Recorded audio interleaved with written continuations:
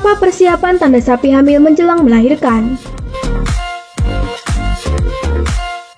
Dalam bisnis peternakan sapi, setelah kita mengawinkan sapi jantan dan betina pada siklusnya yang tepat, maka tahapan selanjutnya adalah masa kehamilan sapi betina.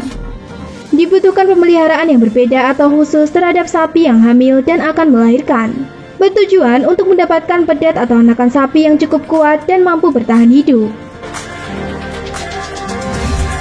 Tanda sapi hamil dan perawatan menjelang melahirkan. Ciri sapi hamil. Sapi yang sedang hamil biasanya tubuhnya cenderung lemah dan rentan penyakit. Selain itu, sapi tidak menunjukkan tanda-tanda birahi lagi atau sudah tidak minta dikawinkan lagi. Tanda lainnya adalah sifat sapi betina yang menjadi lebih tenang, tidak suka mendekat ke bejantan, serta nafsu makannya yang meningkat sehingga berat badan pun bertambah besar. Pada pertengahan kehamilan, perut sebelah kanannya nampak semakin bertambah besar, serta terdapat pergerakan pada perut sebelah bawah, sisi bagian kanan dan belakang. Puting serta ambingnya mulai berkembang semakin membesar. Biasanya penampakannya sangat jelas pada sapi darah atau sapi yang belum pernah hamil sebelumnya. Jika sapi sudah menunjukkan tanda-tanda seperti yang disebutkan di atas, maka sudah jelas sapi sedang hamil. Langkah berikutnya adalah melakukan manajemen perawatan khusus pada sapi yang sedang hamil tersebut.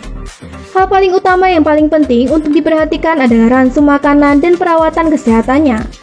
Sapi yang hamil harus mendapatkan ransum makanan yang baik, dalam arti kuantitas dan kualitasnya harus tepat.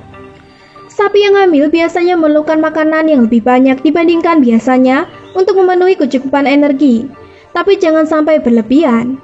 Sapi yang diberi makan berlebihan akan menyebabkan kegemukan dan biasanya akan mengalami kesulitan saat melahirkan atau disebut distokia. Tapi jika jumlah pakan kurang, maka akan mengalami banyak permasalahan juga saat persalinan. Selain makanan, sapi yang sedang hamil juga perlu dipisahkan dari sapi lainnya dengan cara ditempatkan pada kandang individual. Bisa juga melakukan pelatihan dengan mengajak sapi berjalan-jalan atau digembalakan sekitar 2 jam per harinya. Perhatian terhadap ransum makanan bisa dilakukan setelah usia kehamilan sapi sudah lebih dari 2 bulan atau sedang dalam hamil muda. Sebab sapi harus mempersiapkan diri untuk pembentukan jaringan-jaringan baru seperti janin, membran janin, pembesaran uterus, atau rahim dan perkembangan kelenjar susu.